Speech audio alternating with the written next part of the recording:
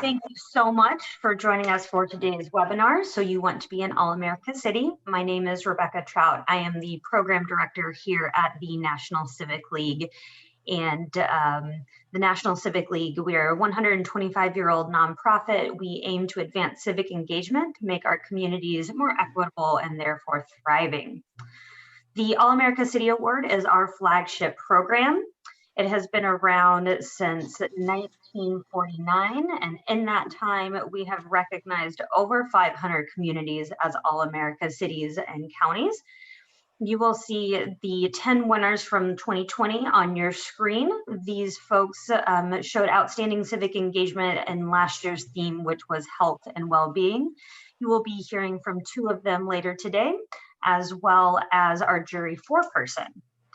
Before we get into the meat of today's webinar, I just want to go over a couple of logistics. We ask that everyone remain muted during the presentation part of this webinar. We will take questions at the very end, so you can feel free to chat them into the chat box throughout, or save them, write yourself a little note, and raise your hand at the very end when we call for questions, and we'll make sure that we get all of those addressed. This webinar will be recorded. You will all receive a recording likely later today or early tomorrow, and that will include the webinar slides as well.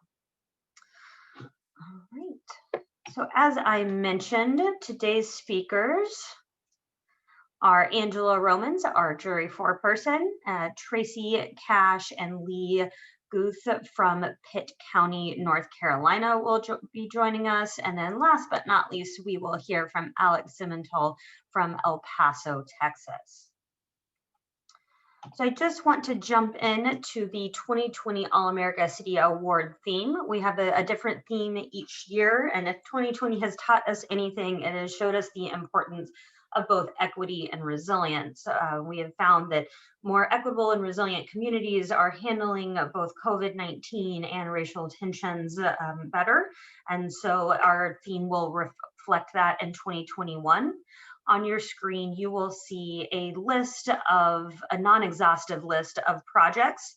So your application, you will be asked to discuss the civic capital of your community. So by civic capital, we mean sort of your civic infrastructure, your networks, your people, your stakeholders that you use to solve local challenges. And then the meat of the application are the 3 projects that you'll describe. And so that we ask that you describe 3 community-driven projects. One of those should be around the theme of of equity and resilience this year. You'll see a couple of examples on your screen. Again, I won't read all of these out. You'll receive these slides. They're also listed on our website. But a few examples might be promoting racial healing and equity, involving the community in disaster relief, reducing poverty, focusing on restorative justice, mental health, and trauma systems, just to name a few. And we'll give you some examples throughout this webinar as well. So that's the theme. And now the important dates to keep in mind. You're taking the first step right now by being on this webinar. We also have these series of webinars every month, typically the 3rd week of the month. They're usually around the theme, so I encourage you to join. Most of these are from past All-America City winners, or typically our presenters, and they'll talk about some different projects that they featured. The letter of intent to apply is actually due next Tuesday, December 1st. This letter to apply does not hold your feet to the fire or anything, but it just helps us to know who's interested. It helps us to support you more by offering you tools. You can request a mentor once you've submitted your letter of intent to apply. And then the best thing is that it saves you $100 off your application fee. So the normal application fee is $250. If you submit an LOI or letter of intent, you save $100, bumping that down to $150. And then February 10th is when your applications are due. We take those and with a review committee narrow those down to the top 20. Those top 20 are named as finalists in March. And then from March until June, you will begin the presentation preparation. You'll have opportunities to speak to me, to speak to mentors, to speak to fellow finalists, help you figure out what your project or what your presentation should look like. You will get a lot of emails from me and a lot of hands-on assistance. And then the event itself this year is going to be June 4th through 6th. And that is actually going to be held virtually again this year. We're really excited because there won't be any financial barriers to participation. You will be able to have your entire community present, where usually, like in this picture, you'll see that, maybe 15 to 30 people can be in your presentation. Now you can have more people involved in the presentation itself, and it will be more accessible to those looking to attend workshops or just view the presentations. So that's as far as that is what I have for in regards to logistics. I'm going to hand it over to Angela Romans now, who is going to be talking to you a little bit about the award and about the application and presentation criteria, as well as some sort of tidbits that she has as a jury member participant. Thank you, Rebecca, and good afternoon. At least it's afternoon here in Washington, D.C., where I am. So good afternoon to all of the aspiring All-America cities. My name, again, as Rebecca said, is Angela Romans. I am the vice chair of the board of the National Civic League, and in my day job, I work in nonprofit to support nonprofit organizations around racial equity and leadership development. And I have been on the jury for the All-America City for, I think, 5 years, although I do lose count. And this will be my second year as the jury foreperson. And so really, really excited to speak on behalf of the jury and to bring greetings from the board and the jury for this year. As Rebecca said, these are the application criteria for the All-America City Award. So I'll talk through those just very briefly, and then I will give you what I'm calling look-fors, the things that the jury tends to look for in the actual application itself, and a little bit in the presentation. And then our community representatives can talk much more about that from their firsthand experience. But these are the application criteria, and there are 5, and the jury does look at each of these in your application and a bit in your presentation as well. But civic engagement is core to the application itself, inclusiveness and equity, collaboration, innovation, and impact. And so I'll talk a little bit about how each of those show up in what we look for as jury members. Essentially, I ask the question,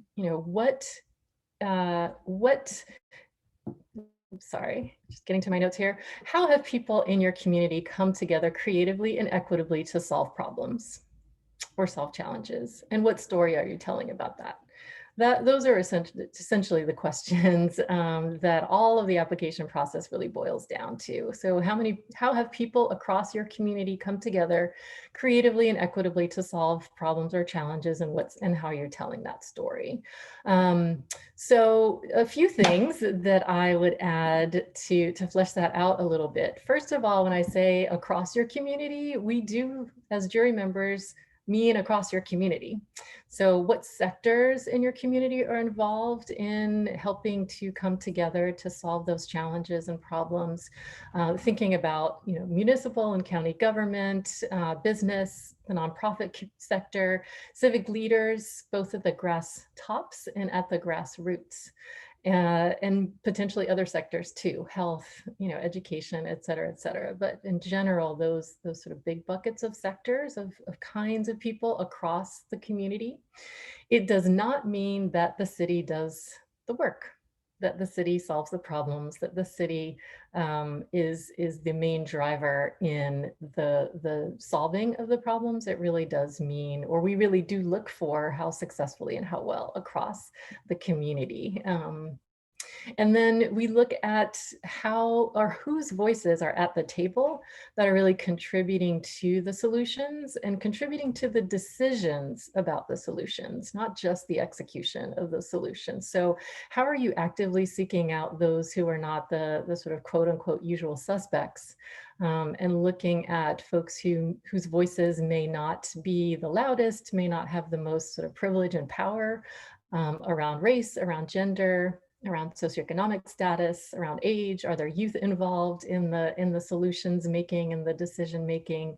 Around neighborhood, are there neighborhoods who may have been traditionally more marginalized? How are you getting them involved in the decisions, et cetera? And that can range from input and real authentic inputs. So really polling folks in the community to understand what they think about the solutions, how they best think the problems should be solved. It could mean, real decision making by consensus and having everyone involved in making that actual decision.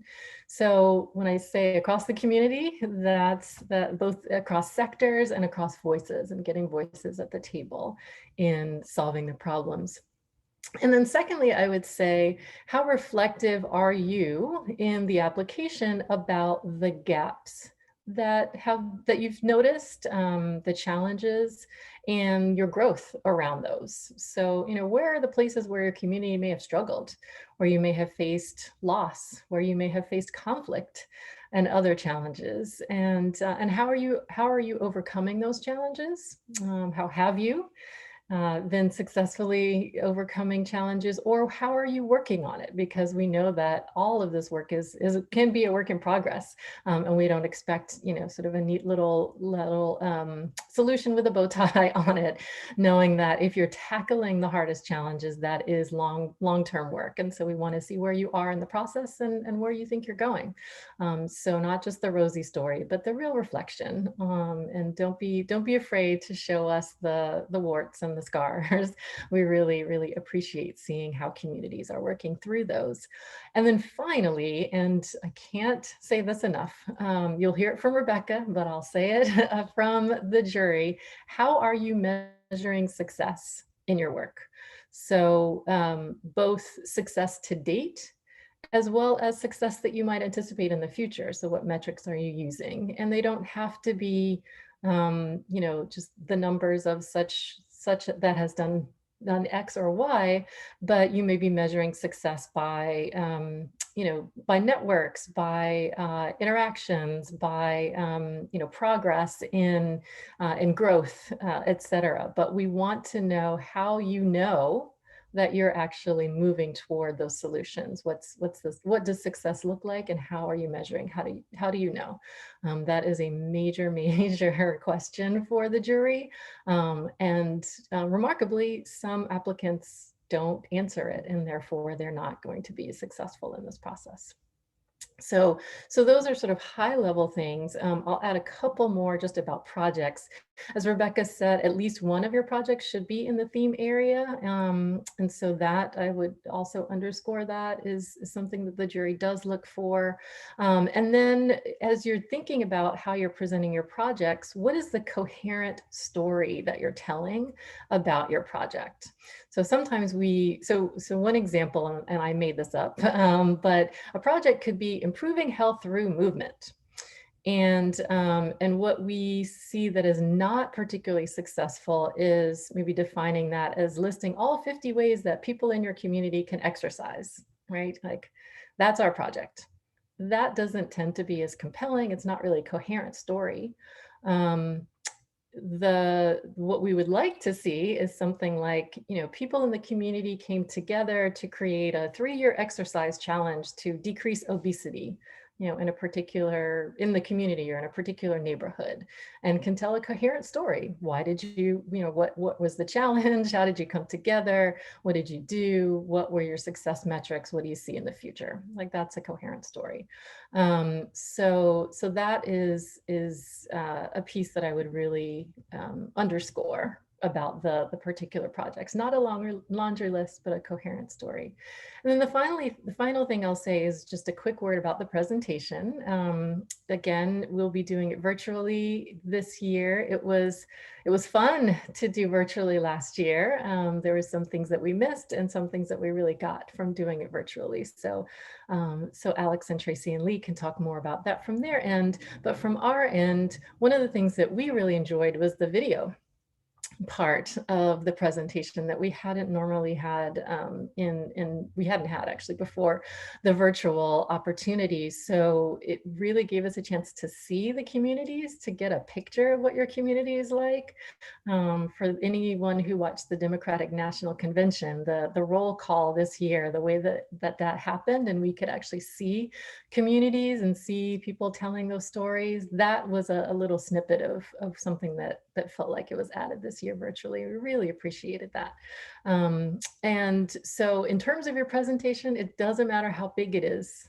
Doesn't matter if you have 500 people in a room or 5. We really want to see how well we learn about your community in your presentation. That is the most important thing. So all of the things I said in the application, the coherent story, the how are people coming together, whose voices are in the room, in the presentation, in the video, etc. Those things are really important in the presentation as well. So look forward to seeing many of you this year at the All-America City Award, and I will pass it, feel free to ask questions at the end, but I'll pass it back to Rebecca. Thank you so much, Angela. I appreciate you going over the application criteria, as well as really emphasizing some of those things that at times some communities can leave out, being having those projects be community driven, make sure you're honing in on the impact piece, and then also telling a really coherent story. Appreciate that. Now we are going to move on and hear from some of our participants and winners from last year. So now I want to invite Pitt County, a 2020 All-America County, to share their story. And Tracy and Lee, the floor is yours.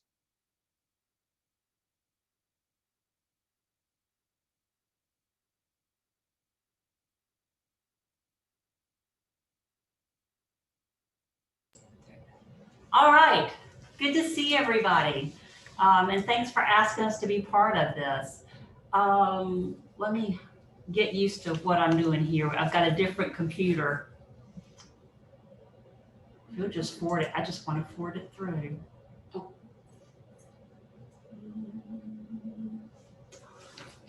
Hold on just a second. Let's see. How do I advance the screen with this?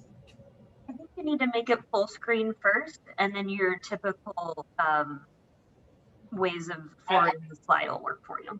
Let's see. Okay, I got drive. Excellent. Okay. Now, how do I advance it from here? This way. Super. Okay. Well, I'm glad to be with you today and tell you about a really fun experience.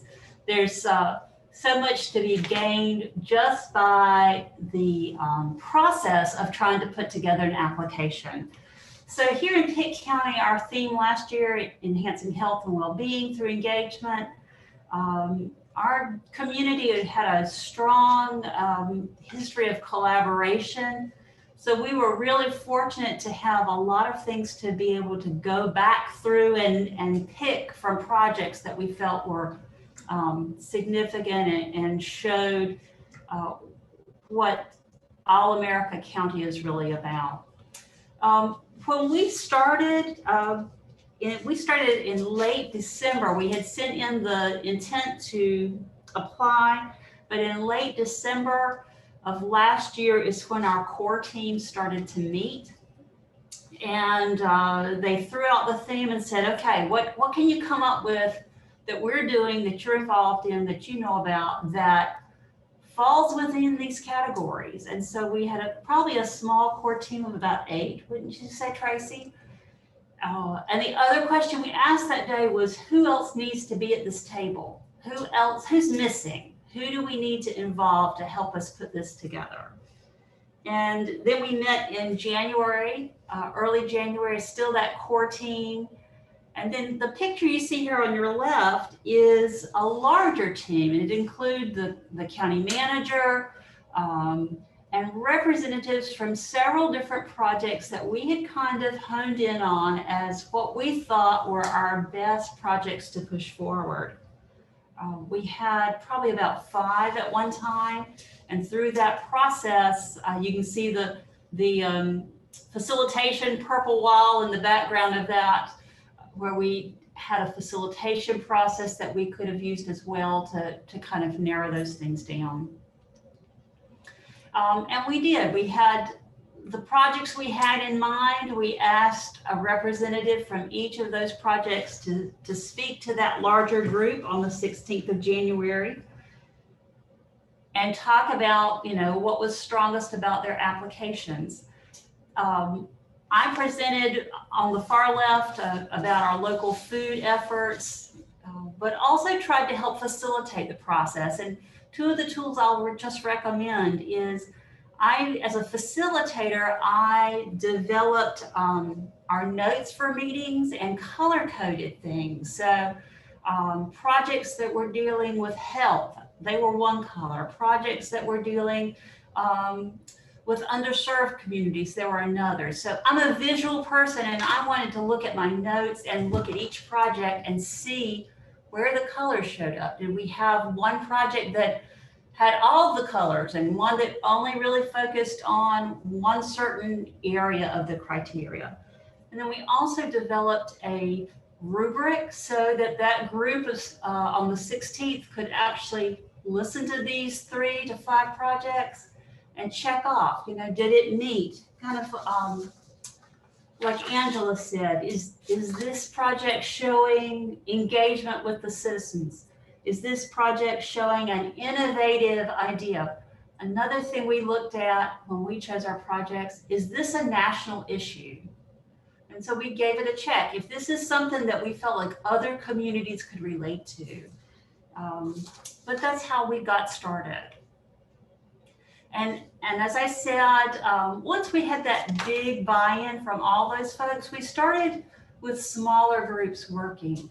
It was really key for us to find people that did each aspect well. And so we had a member of the planning staff who started early on writing the part of the application that wouldn't change. It was the demographics, the real meat and potatoes about where Pitt County was, who were our residents, what were the main things that impacted our community.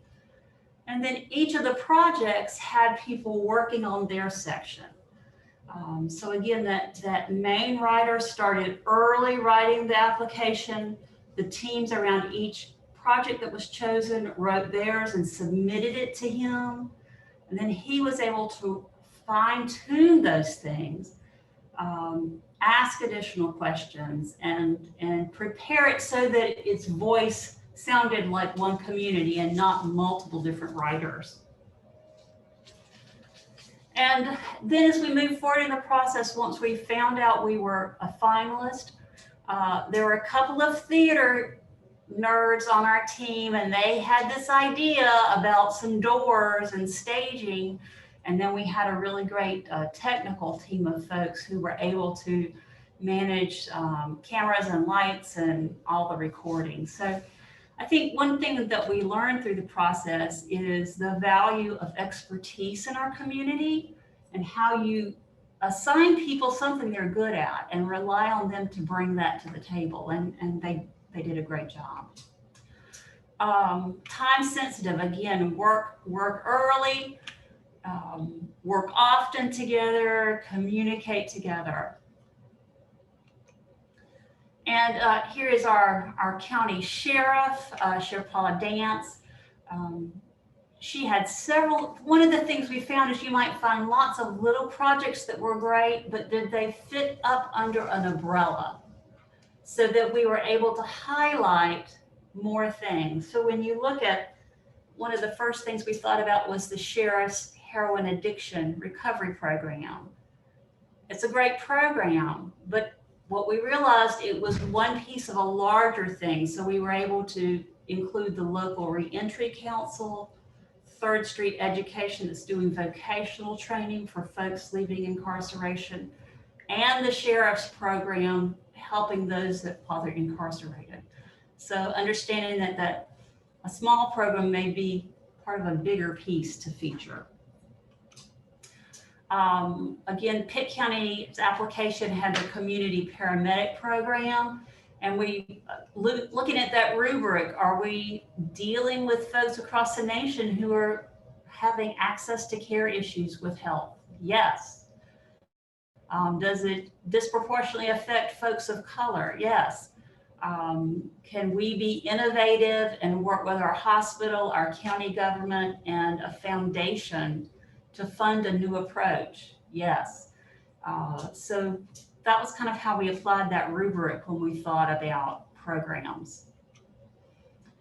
And again, the Farm and Food Council, this was another example of several smaller projects that actually were part of a bigger effort in our community, looking at food scarcity, looking at access to local food, looking at innovative ways to address getting healthy food to the people that needed it. And don't forget to look at ways things can fit under an umbrella. That worked for us. What are the benefits of the virtual presentation? Well, first, after you get over the fact that you're not all going to Denver, it gets easier. We were all so disappointed at first. So we were counting on Denver. But there were so many pluses to have folks, everyone being able to be involved. It didn't matter. You didn't have to be able to take a week away from your job. You could come and be part of the presentation, part of the celebration. It really was a positive thing. The process is so helpful. You'll see in this picture here, our retired recreation director, Alice Keene, on the left, our sheriff, Paula Dance, and our county manager, Scott Elliott. Quite often folks are in a room with the county manager because they need something and they want him to fund something. But when you're in the room with him as part of a team working on a project together, it builds a different camaraderie, and we have seen the results since then where you were very willing and comfortable to pick up the phone and call the sheriff directly and say, look, I know this is out of the ordinary, but could you help me with this project? It did create a greater partnership and really has enriched our community. Again, more people were able to participate. County commissioners were able to see the work we were doing. It's been exciting to have that focus on the county and positive things during this very difficult time. Everybody loves to have the shield on their front door and on their signature line. That's always good. And these are just some other places we're using it. You know, it kind of tickled me when I saw this billboard. Tracy, do you know where that is? It's on our 264 corridor coming into Greenville and Pitt County. I haven't left town in so long that I had no idea where it was. But yeah, I mean, that's a great thing for people coming in to be able to see about your community. It makes them want to stop and take notice and look to see what you're doing. So, and there's our team again in various different ways. We were worried that we didn't have matching shirts, and we were worried that we weren't, you know, really flashy in what we did. That's not the point. It's really the meat and potatoes about how is your community working well together. So don't let the fact that you don't have, you know, a Megatron video screen to open something with, that's not what you need to worry about. Really highlight programs that have had grassroots involvement and worked their way up. Look for projects that you can say, these are the results. You know, maybe it's not astounding results. Maybe just having helped 25 people in a way that they had never been reached before, it could be enough. It could be making a major difference in their lives and paving the way for other people. So don't let it slow you down. And I just want to encourage you to attend every session that Rebecca offers. She is helpful. She wants you to be successful. She will give you good guidance, and all of the different options that you have to engage with the Civic League have really been fabulous. So it is well worth your while to follow those directions and tune in every time that you can. So with that, I'm going to send it back to you, Rebecca. Thank you so much, Lee and Tracy. Appreciate you guys giving us the county perspective. Not everyone knows that any size town, city, county, even tribes are welcome to apply, and we encourage you to do that. Also, thank you for bringing up the point that it really just applying is helpful because it brings a collaborative spirit. It might connect you to groups and departments in your city or county that you otherwise didn't have a strong collaborative relationship with. So even that, I think, is well worth the time. And now I want to hand it off to Alex with the city of El Paso. El Paso is a multi-time All-America City Award winner, and he will be talking specifically about their 2020 application and efforts. Alex, it's all yours. Great, thank you, Rebecca. Good afternoon, everybody. My name is Alex Simmental. I work for the city of El Paso. I am an organizational analyst. And I am, my home base is the health department. However, I get to work with all departments depending on the initiatives that we are working on.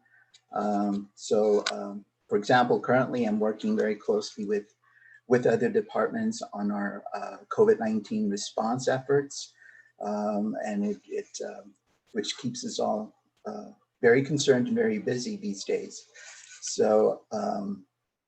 Well, to give you a snapshot, I'd like to kind of give you a snapshot of our process in going into the All-America City 2020 competition and how we actually approached it from the beginning. And then I'd like to share the video that we actually put together to feature our community and the 3 programs that were discussed in our application. So we started off early on, soon after the call for letters of intent was released. We started with a staff retreat, and in that retreat we had some of our city leadership in. We had staff members from the city health department. And the reason we chose to start there is the programs that this particular department, the health department, provides, they tap into the community in such a way that they're very well networked with other providers and other agencies within the community in regard to health and human services. So we thought that was a good place to at least start the process. So we started with this all-day retreat. And the purpose for the retreat was to kind of brainstorm and free list some possible community initiatives. We really wanted to look for initiatives that were far-reaching and had strong emphasis in 3 areas. And this was important to us. The 3 areas was policy, partnerships, and programs. And that was really important. That was a key element to our approach. It was our strategy, because with policy, we wanted to ensure that we could point to specific policies that were in place, either at the agency level, among partners, within the city structure, or other policies that supported initiatives. And coupled with that, of course, was who are the partners? Is it far-reaching? Is there more than just the city working on this particular initiative? That was really important to look for private and public partners. And then the last one was the programs. That really speaks to the diffusion of the innovations. How did these policies, how did these program areas make their way into the community? How did we introduce it? Or rather, how did the partners introduce these programs or these initiatives, and how did they create change? So those were 3 main components for us. Those were like main ingredients: policy, partnerships, and programs. From that, we I facilitated the workshop. So if you go that route, get yourself a facilitator that kind of can speak to the program areas and the different initiatives that perhaps your community is working on, so that you can really rein in the ideas and kind of give it some shape. Our retreat was very successful. We were able to identify the 3 program areas, and there were people and pets. And with that, with the people and pets initiative, what we featured was our animal shelter and its no-kill goal. We wanted our animal shelter to be designated as a no-kill, or a shelter that really promoted adoption, volunteerism, and aimed at becoming that no-kill shelter. So we looked at policy. Well, how is this supported? And of course, it's part of the city, and because it is part of the city, we wanted first and foremost to get some feedback from the community when the community was working on this initiative.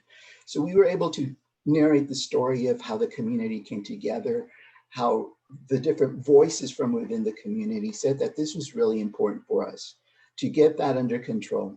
And so different policies came into place. For example, you cannot really buy a little doggy or a kitty at a pet store anymore in El Paso.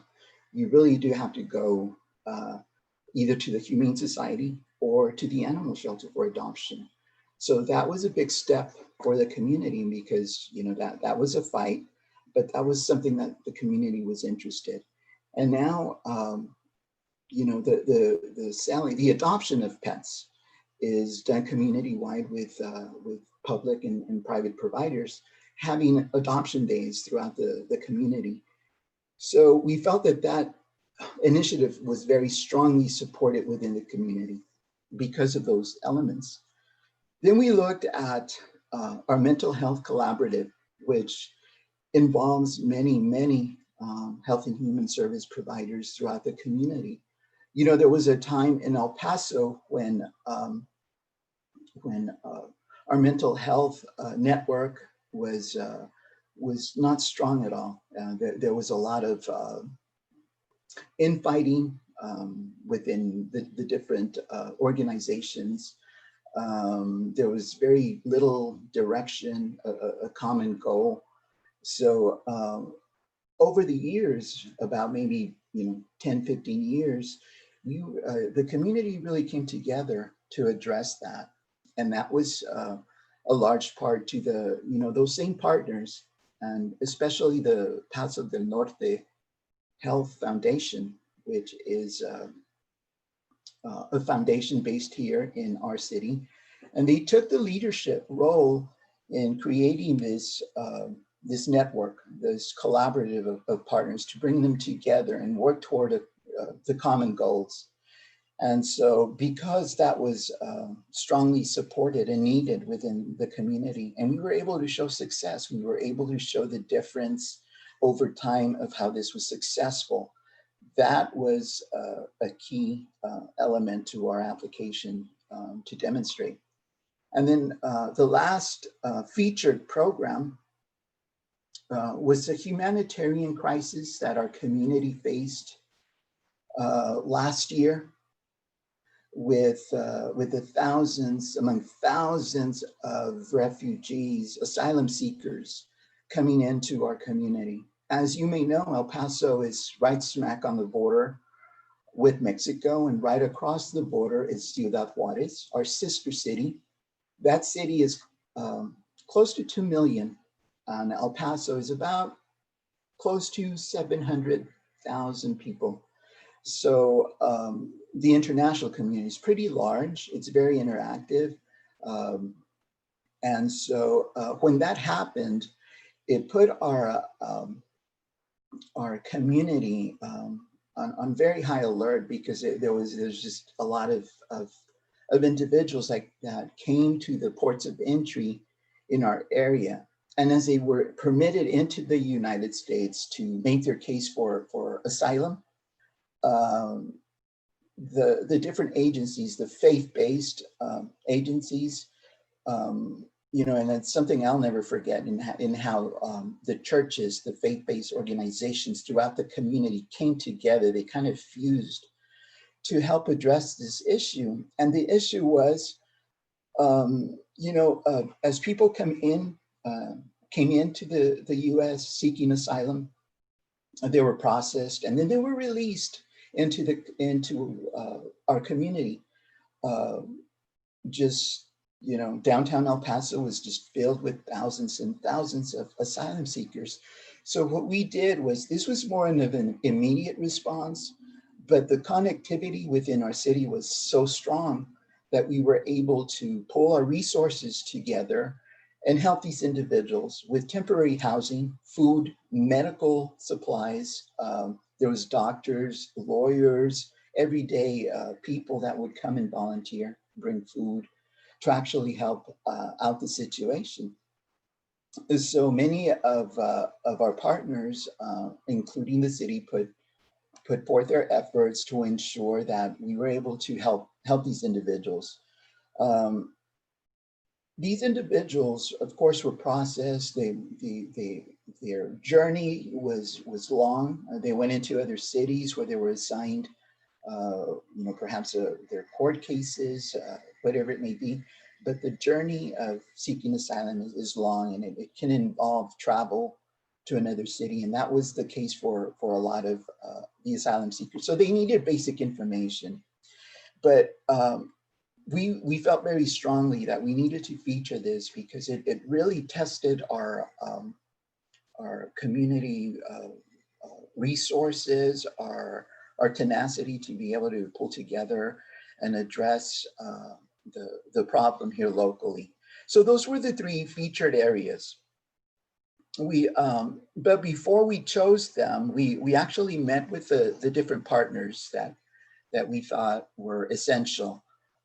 We met with faith-based organizations. We met with the Paso del Norte Health Foundation, some of the mental health care providers, and then within our staff as well. So we kind of aligned everything. And then I researched the historical account within these areas to ensure that we were able to show a linear progression, something that, it was an initiative that started here locally, and we were able to show results over time, and that there's sustainability in that picture. So with that, we identified measurable impacts. So we were able to show, of course, numbers, percentages, increases, the before and after snapshots of these areas and what difference it made, both in quantitative and qualitative terms. Then we wrote the narrative. Once we collected everything, we demonstrated the key points that I just talked about. And what was really important is that we created a common thread to kind of tie everything together in the narrative. And that's really important.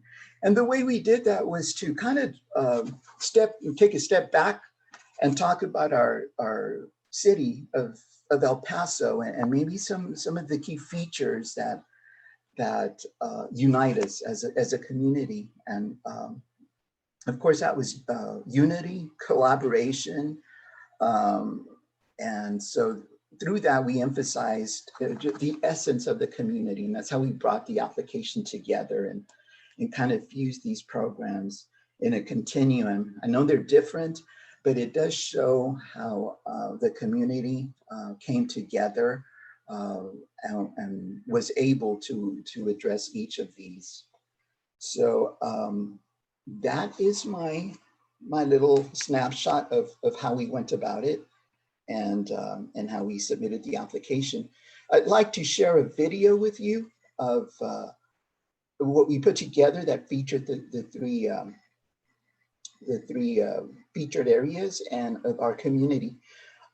As you know, we had a very unfortunate, a very devastating event last year when we had the mass shooting at at the Walmart, at the central El Paso Walmart. And within this video, we do talk about that because there was no way to not address that. Our application kind of talks about that a little bit. And it was very strong. It was very difficult for me to put into a narrative format because I was talking about my community and so many families that were affected by this event. So within this video, we do talk about that a little bit, and we thought it was important to at least address it and show the strength within our community. So I will share that.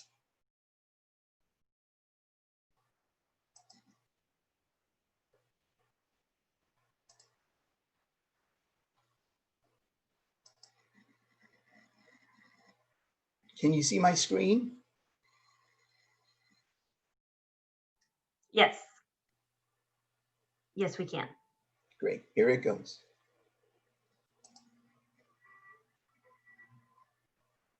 Yes.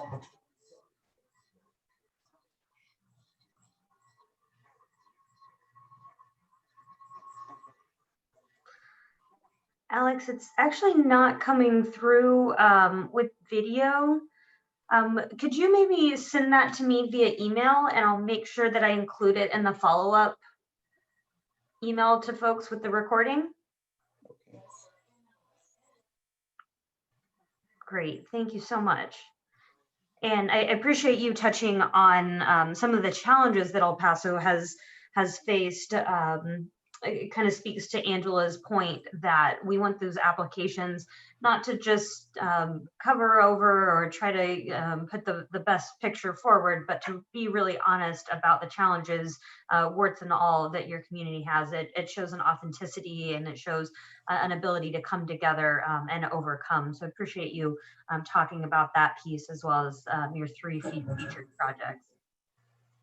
Okay, so you can't see it yet? We can see it, but we can't. The audio is not coming through, and it's pretty pixelated. So I think it might just be maybe an internet speed issue. Okay, then what I'll do is I'll send this to you so that you can share with the group. That'd be great. Thank you. Okay. Wonderful. Well, thank you so much.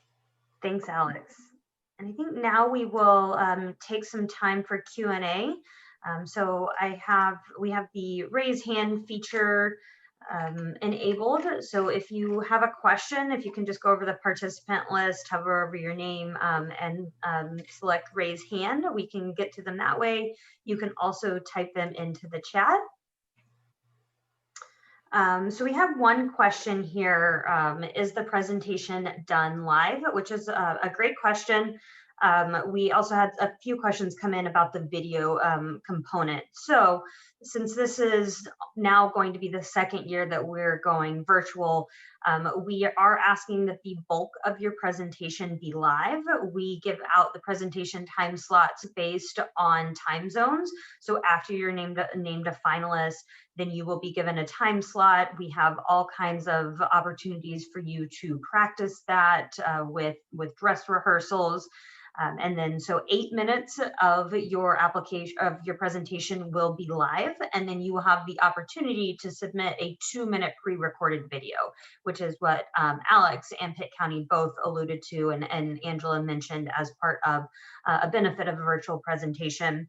So talking a ton about the video is a little bit putting the cart before the horse, because you don't need that until after you've been named a finalist, and we will give you all kinds of tips and tricks once you're named a finalist for how to do that video. But short answer is 8 minutes of your presentation is live, 2 minutes can be recorded if you'd like, and then you'll have a 10-minute Q&A with the jury. I also had a few questions come in to me directly that I just want to answer in front of the whole group. I had a question: who can be the application lead? So oftentimes it is the city or county municipality. However, it does not have to be. We've had community foundations be the applicant lead. We have had school districts be the application lead. We had the community health collaborative, be the application lead. So really anybody can be the lead, but the more people you have involved, the better. So if you are going to have a school district, for example, be the lead, I do recommend that you involve a city representative, so it has like a more inclusive feel, and that you can really show the collaboration going on. I also had a question about the letter of intent, about whether or not it's required. It is not. So if you're hearing about it for the first time on this call and worried that you're not going to be able to get that through the channels of approval by December 1st, do not fear. It is not required to apply. If you're planning on applying, we do recommend that you sort of let us know. That way we can make sure we give you resources and opportunity for a mentor, but you do not have to submit a formal letter. It's just a way for you to save a little bit of money. And then I also had a question about the mentors and how you request one.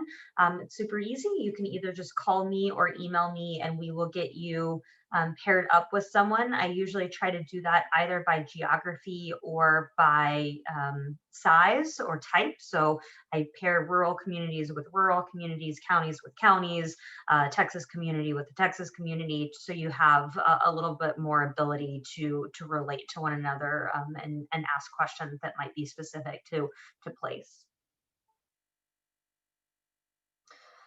So great, we had a question come in about if we're looking for older projects that have past data or available, or brand new projects can be submitted as well. So a two-part answer to that is we ask that your projects be within the last 5 years. So anything, and that doesn't mean that a project that started 10 years ago but has moving pieces can't be submitted. As long as there's something like an update that has happened within the last 5 years, you can include it. New projects are certainly welcome. It's a little tricky because you're going to have less data to present on, but as Angela was saying, if it is too new to show existing impact, you can at least talk about how you plan on judging the success of that. So as long as you have an idea of what your metrics are going to be, how you're going to collect them, how you're going to measure success, then you can go ahead and use that project.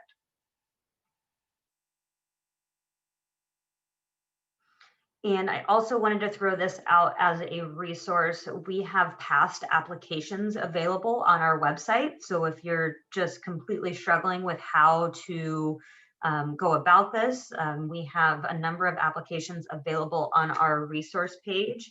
And I will include that resource page in our follow-up email to you, but you can actually go through and read a winning application, so you can kind of see how people wrote the narrative to their projects and that sort of thing.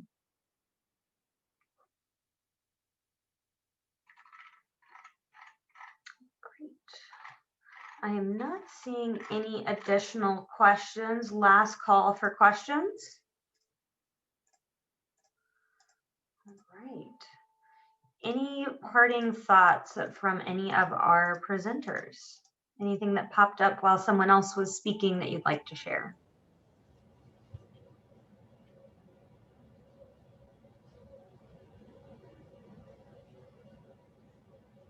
All right. Well, with that, this will not be the last time you're hearing from us. As it was mentioned during the call, we have a lot of opportunities like this to give you tips for the application. I'm available via email and on the phone if you have any questions, please. We are not here to sort of have like a gotcha moment. We want you to put your best foot forward, and I am here to offer you suggestions, to pair you with people who might be helpful.